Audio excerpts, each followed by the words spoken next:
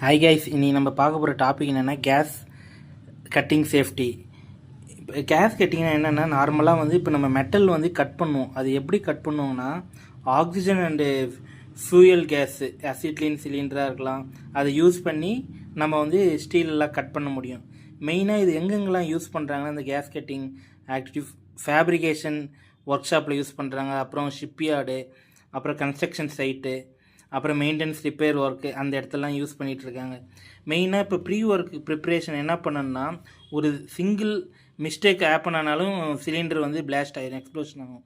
அதனால் நம்ம என்ன பண்ணோம்னா, first starting hard work permit இருக்கணும். பக்கத்தில் இருக்க கம்பஸ்டபிள் மெட்டீரியல் இருந்தாலும் சரி, எனி கெமிக்கல் சப்ஸ்டன்ஸாக இருந்தாலும் சரி, நம்ம டிஸ்டன்ஸ் மெயின்டைன் பண்ணணும். மினிமம் 10 to 15 மீட்டர் டிஸ்டன்ஸில் மெயின்டைன் பண்ணி தான் ஒர்க் பண்ணணும்.